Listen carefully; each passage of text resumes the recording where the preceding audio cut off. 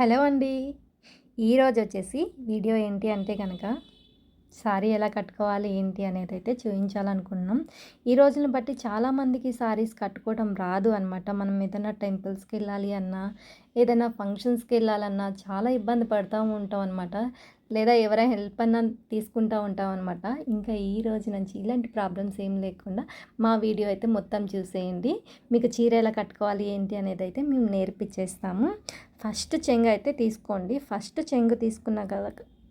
చెంగు తీసుకున్నాక ఇట్లా అయితే కొద్దిగా కింద పొడవు ఎంత ఉంది ఏంటి అనేది అయితే చూసి ఒకసారి దోపుకోండి. తర్వాత రెండో చెంగు ఇలా బ్యాక్ సైడ్ నన్ను తీసుకోవాలి. బ్యాక్ సైడ్ నన్ను తీసుకున్న తర్వాత వచ్చేసి ఇలా చిన్న చిన్నగా అయితే మనం కుర్చీలు అయితే ఇలా ఫోల్డ్ చేసుకోవాలన్నమాట.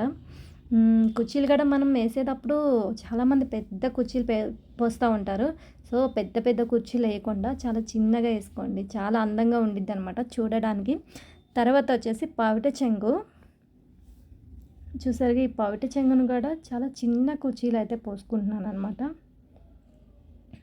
ఇట్లా చిన్న చిన్నగా కుర్చీలు తీసుకుని ఒక్కొక్కటిగా లెక్క పెట్టుకోండి. ఎందుకంటే మనం తర్వాత పైట కొంగు వేసేటప్పుడు మంచిగా అందంగా కనిపించాలంటే ఇలా మొత్తం సమానంగా అయితే ఉండాలి.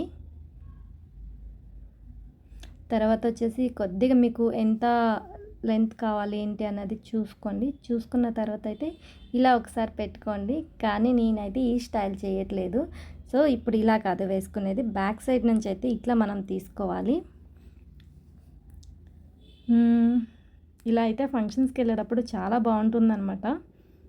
ఇట్లా నేనైతే బ్యాక్ సైడ్ అని తీసుకుని ఇక్కడ అయితే పిన్ అయితే పెట్టుకుంటున్నాను.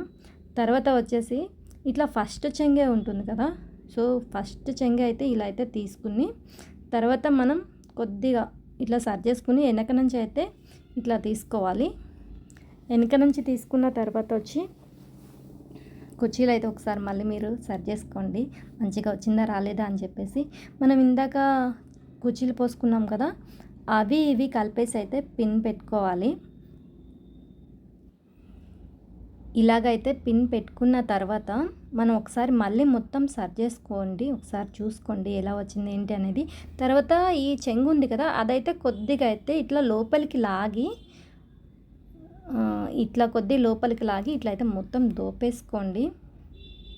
సైడ్లు కూడా కొద్దిగా దోపండి, లోపల చాలా అందంగా వస్తుందన్నమాట. సో ఇది మా ఈ వీడియో ఇవాళకి వచ్చేసి. నెక్స్ట్ వీడియోతో అయితే మేము ముందుకైతే ఖచ్చితంగా వచ్చేస్తాము.